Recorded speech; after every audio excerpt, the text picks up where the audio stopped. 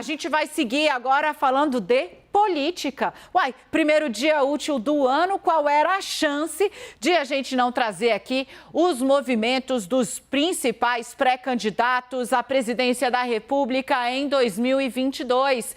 E esse é bastidor que você não vai ver só comigo, você vai ver com o nosso time. Eu vou mais ouvir do que falar. Inclusive, tá aqui Yuri Pita e o nosso Gustavo Uribe, valente Gustavo Uribe. Não dorme esse menino, coitado, ele só trabalha. Mas tudo bem. Vou começar com você, Yuri Pita, trazendo aí informação sobre o grupo que lidera as principais sondagens, né, sobre a eleição que vai se desenrolar em outubro de 22, o grupo do ex-presidente Lula. Estou falando da esquerda.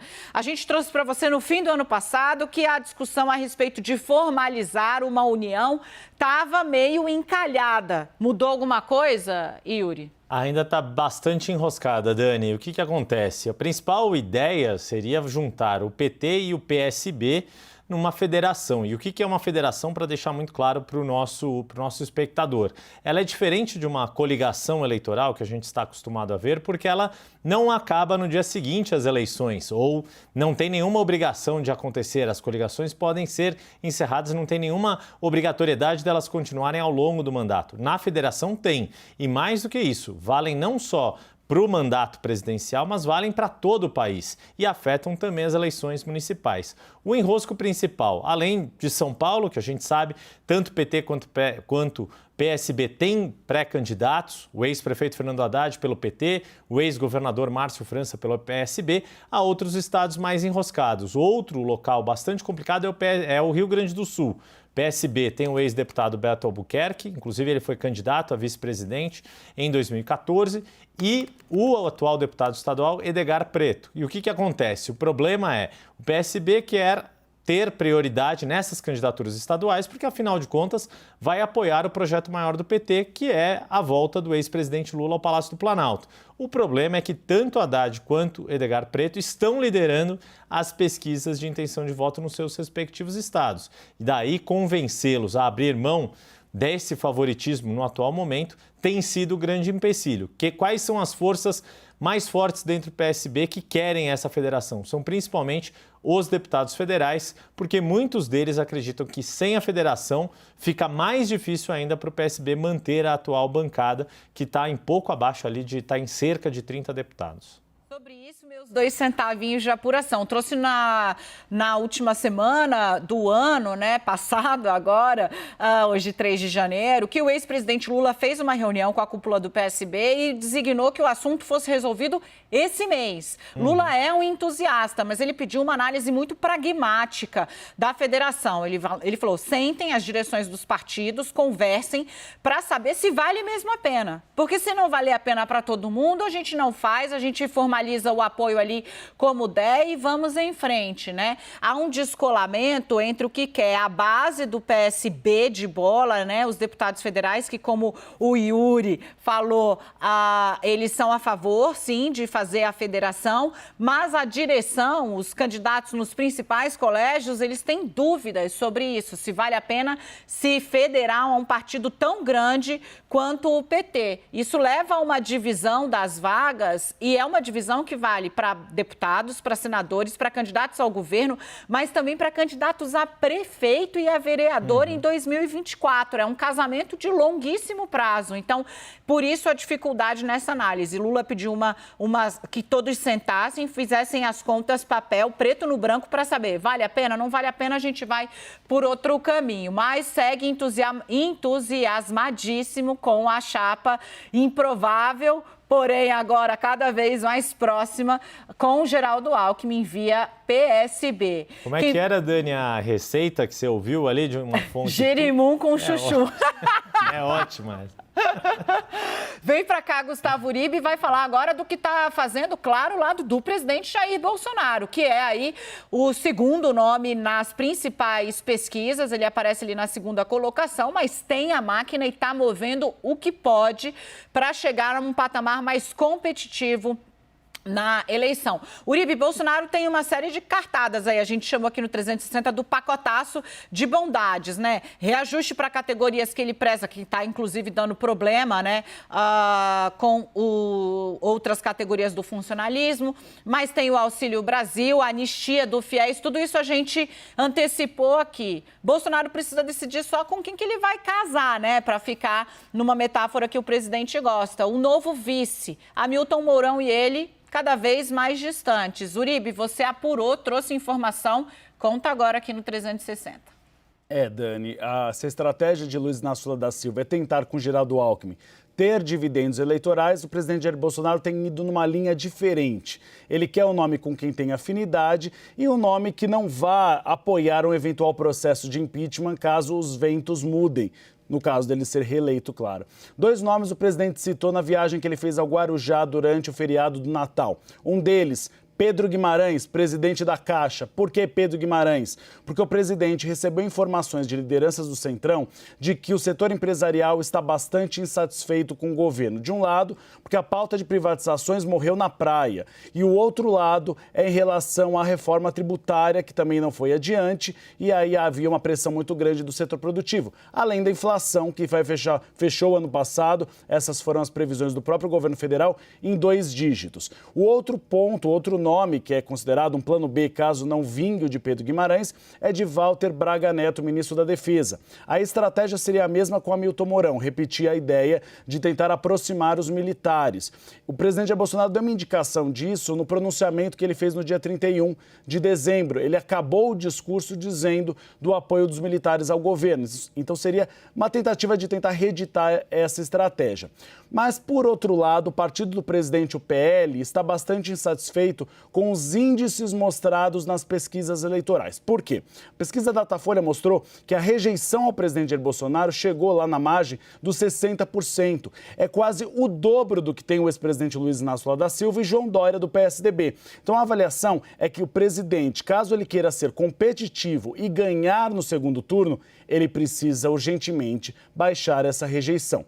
E, para isso, a defesa do PL é o Auxílio Brasil. É uma perspectiva de que o presidente precisa baixar pelo menos 20 pontos percentuais até abril, quando já começam as definições e as pesquisas eleitorais mostram um traçado um pouco mais claro. E também aumentar a perspectiva de votos, de intenção de voto no primeiro turno. A última pesquisa IPEC mostrou o presidente Jair Bolsonaro com 24% das intenções de voto. Para que ele garanta o segundo turno e também tente tirar aquela sombra do ex-presidente Luiz Inácio Lula da Silva, tentar ganhar no primeiro turno, a perspectiva do PL é que o presidente deve chegar a 30%.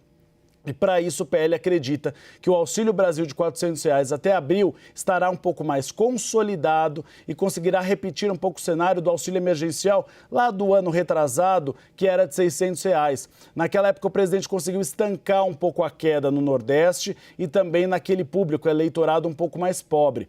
Então são algumas apostas feitas. Inclusive o presidente Jair Bolsonaro nessa viagem do Guarujá, alguns assessores presidenciais disseram para ele parar com essa ofensiva contra as vacinas, para que ele mude o discurso, porque isso é apontado como um fator muito grande de desgaste. O presidente disse na ocasião que sim, que a arrefeceria ficaria só com a defesa contra a vacinação das crianças e adolescentes, mas com adultos mudaria o discurso. Não foi o que ele fez. Ele voltou à carga, criticou o passaporte da vacina, segue colocando em dúvida a vacinação. E os partidos do Centrão estão muito preocupados com isso. Se o presidente não mudar a estratégia de só falar com os seus, o eleitorado mais radical, dificilmente ele vai conseguir diminuir rejeição e crescer nas pesquisas. A gente vai seguir nosso giro agora, concluindo bem rapidinho, porque a gente vai falar de Sérgio Moro. Sérgio Moro, hoje a Carolina Brígido, a colunista do UOL, trouxe uma reportagem dizendo ali que muita gente cota, se Moro não emplacar, não deslanchar nas pesquisas até abril, que ele vai ser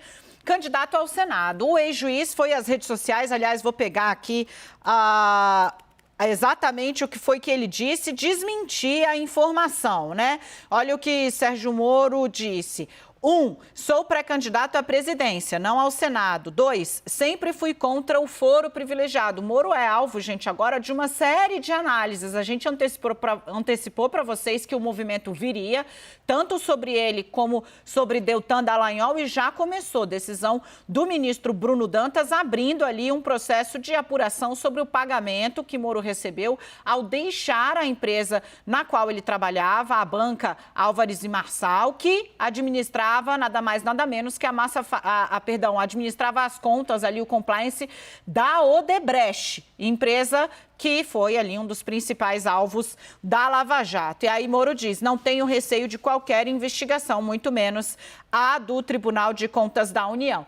A informação é a seguinte, o próprio Sérgio Moro realmente não pode nem sequer admitir essa possibilidade desde já, porque senão mia, né? Se você entra numa candidatura à presidência falando, não, mas se não der certo eu sou candidato ao Senado, já foi, querido, né? Então, tá correto aqui o ex-ministro da Justiça de Jair Bolsonaro de colocar as coisas nesses termos. Mas a projeção no entorno dele, inclusive entre aliados, e o Yuri teve com gente próxima, pode falar a esse respeito bem rapidinho, é essa mesmo. Se não decolar, não é frutífero nem para ele, Sérgio Moro, que poderia garantir um mandato no Senado, é um cargo altíssimo na estrutura da nossa República.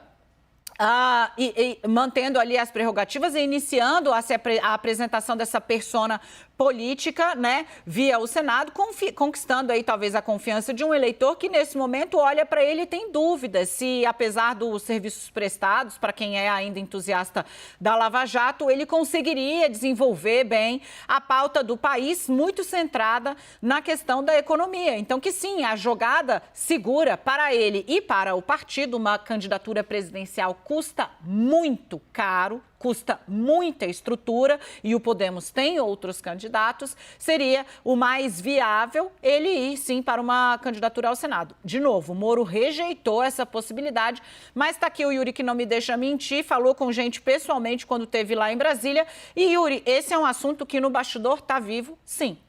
Sem dúvida, Dani, o que acontece? Quando houve o lançamento da pré-candidatura de Sérgio Moro, houve uma empolgação, teve algum avanço nas pesquisas, mas aconteceu duas coisas. Primeiro, alguns achando que era muito cedo para ele crescer até esse patamar dos 15%, que é dado como o que seria ali o ponto de não retorno. Passou dos 15%, segue para presidente, não chegar até lá, começa a pensar uma alternativa mais viável. A grande questão é que tão logo acabou esse momento de euforia, a pancadaria em cima dele foi muito forte. E a estrutura de defesa de Sérgio Moro não está tão redonda assim como ficou evidente, principalmente nesse episódio da decisão do ministro Bruno Dantas do Tribunal de Contas da União, que está dando o que falar, está deixando uma vulnerabilidade maior do que se esperava em relação a Sérgio Moro.